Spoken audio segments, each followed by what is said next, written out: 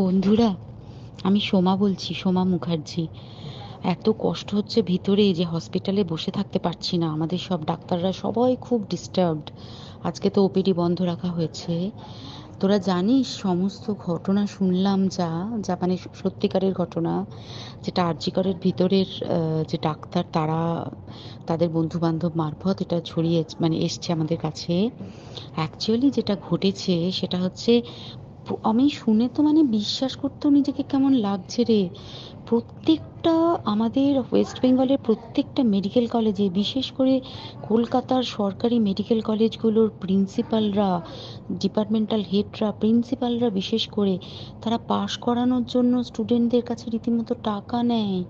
যেসব স্টুডেন্টরা, ইন্টার্নরা, পিজিটিরা যারা ভালো করে ক্লাস করে না বা থিসিস তারা জমা দেবে, পিজিতে তো থিসিস জমা দিতে হয়, তো যারা MBBS final year final pass করবে না সাপ্লি পাইয়ে দেবে, ইন্টার্নের কমপ্লিশন দেবে না, ইন্টার্ন হওয়ার পর কমপ্লিশন না দিলে তারা রেজিস্ট্রেশন নাম্বার পাবে না, এই সমস্ত ভয় দেখিয়ে টাকা পয়সা নেয়। সমস্ত জায়গাতেই এটা আছে।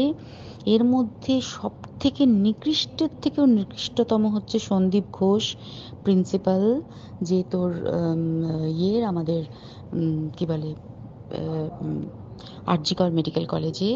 সেখানে ভাব যে ওনার একটা বিশাল নেক্সাস ছিল, যাতে উনি বেশ কিছু ইন্টার্ন, হাউস স্টাফ এদেরকে দিয়ে ওই নেক্সাসটা চালাতেন।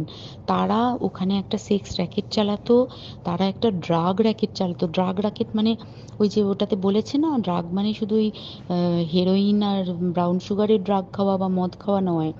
ড্রাগ মানে হচ্ছে যে কম দামি, কম টাকায় যে ওষুধ পাওয়া যায়, যে ওষুধ, ওষুধ না জল ভগবান জানে, সেই ওষুধের মানে কোটি কোটি টাকায় যে টেন্ডার বেরোতো, সেই ওষুধ নিয়ে ওষুধ কোম্পানিগুলোর কাছ থেকে কোটি কোটি টাকা, সেই সমস্ত টাকার একটা বড় অংশ যেত পার্টি ফান্ডে। বুঝতেই পারছিস তাহলে। সেই জন্য পার্টির একদমই কাছের উনি, পার্টির মানে একদম খোদ মানে ওপর লেভেলের একদম আসল জায়গাকার কাছে। তো এবার উনি এই যে নেক্সাসটা চালাতেন, তাতে রীতিমতো কোন ইন্টার্নকে উনি পাশ করাবেন, কোন পিজিটিকে উনি থিসিস কমপ্লিট করাবেন, সেগুলো সব ভয় দেখিয়ে টাকা নিতেন। আর তার হয়ে কাজ করতো ওই ইন্টার্ন হাউস স্টাফের একটা পুরো বড় নেক্সাস।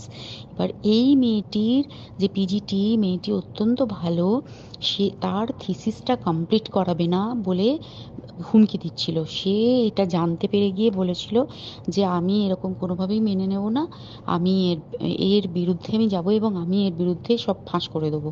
তখন তাকে রীতিমতো ধমক দেওয়া হচ্ছিল। এটা চলছিল লাস্ট 6 মান্থস ধরে।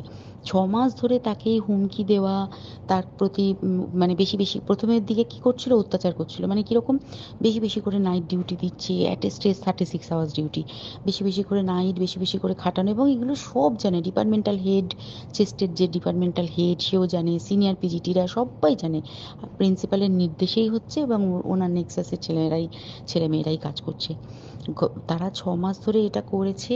করার পরেও যখন ওকে আটকাতে পারেনি, তখন কি করেছে, ওই দিনকে ওরা ঠিক করেছে যে দিনটাতে এই ঘটনাটা ঘটেছে, সেদিন কতখানি প্ল্যান্ড এবং গট আপ গেম দেখ। সেই দিন ওই ঘরে, ওই সেমিনার রুমে প্রত্যেক দিনই চারতলার আরও অনেকেই যারা সিনিয়র পিজিটি বা জুনিয়র পিজিটি, তারা কিন্তু বিশ্রাম নিতে যেত, অনেকেই ওই ঘরে যেত। সেই দিনকে ও একা, ওকে বলেছে তুমি ঘুমিয়ে পড়ো, ওকে একা রেখে এসেছে। বাকিরা কাউকে যেতে দেয়নি, বলেছে ওই ঘরে আজকে ঘটনা ঘটছে, মানে কাজ হচ্ছে, ওই ঘরে কেউ যাবে না। ওই ঘরে সেই দিনকে ওর সাথে যখন খাওয়া দাওয়া করেছে বাকি 4 জন, সেই 4 জনের মধ্যে একটি মেয়ে পর্যন্ত ছিল। সে কিরকম মেয়ে চিন্তা কর। এরা ডাক্তার না জানোয়ার জানি না, আমি জানোয়ার বললেও জানোয়ারদের অপমান করা হয়, কারণ জানোয়ার সমাজে এরকম কাজ হয় না। তো ডাক্তার না কি আমি বলতে পারবো না। সেই ইন্টার্ন মেয়েটি আরেকটি ইন্টার্নের গার্লফ্রেন্ড। তো তার সাথে ওই পিজিটি মেয়েটি প্রচুর ঝগড়া হয়েছে। ঝগড়া হওয়ার পরে তারা তো হুমকি টুমকি দিয়ে চলে গেছে, দিয়ে তারপর বলেছে তুমি ঘুমো। এবার ও তো আর জানে না, ভালো মনে শুতে এসেছে। তারপরে তারা গিয়ে মদ টদ খেয়েছে, 7-8 জন মিলে চড়াও হয়েছে। এবং তোরা জানিস যে প্রথমে তার হাত দুটোকে দুপাশে 2 জন ধরে রেখেছে এবং সেই কাজে সেই মেয়েটিও সাহায্য করেছে, ইন্টার্ন মেয়েটি। দুজন ওকে পা দুটোকে টেনে জরাসন্ধের মতো ছিঁড়ে ফেলেছে, মানে ছেঁড়ার মতো করে টেনেছে, যাতে পেলভিক বোন ভেঙেছে, কলার বোন ভেঙেছে। মানে কি বিপর্যস্ত মানে বিধ্বস্ত, কি নৃশংস অত্যাচার করেছে। ওকে উল্টো দিক করে শুইয়েছে, পিঠের ওপর দিয়ে বুট পরে হেঁটে গেছে, মাথাটাকে এমন থেঁতলেছে যে মানে স্কাল ফাল রাপচার হয়েছে। এই সমস্ত করার পরে শ্বাসরোধ করে তাকে মেরেছে। মেরে তারপরে আরো যেটা আরো ভয়ঙ্কর, যে একটা মৃত মানুষকে মিনিমাম ডিগনিটি দিতে জানে না, তারা নিচে এসে দেখেছে ওই সঞ্জয় তখন বসে মদ খাচ্ছিল অন্য আরো গ্রুপ ডি স্টাফদের সাথে। সঞ্জয় ছেলেটা হচ্ছে তার কাটা সঞ্জয় বলতো ওরা, ওকে বলে ফল গাই। মানে ওর একটু ওইসব আলুর দোষ আছে, ও যত্রতত্র যখন তখন প্রস্টিটিউট এলাকায় যায়। এবার দেখেছে যে একে দিয়ে যদি একটা রেপ করিয়ে দিতে পারি তাহলে ঘটনার মোড়টা অন্যদিকে ঘুরে যাবে। এইবার ওকে বলেছে, যা সেমিনার রুমে তোর জন্য রেখে এসেছি, যা তুই এবার গিয়ে কাজ করে দিয়ে আয়। ও এসে ওই ডেড বডিকে রেপ করেছে যাতে তার ভ্যাজাইনাতে সিমেন্ট পাওয়া যায়। তো এবার এই হচ্ছে, প্লিজ আমি নাম করে ফেললাম সব কিছুই। কতজন আমি যে নামগুলো পাঠিয়েছি এই সব ডাক্তাররা, এরা সব জড়িত জানিস।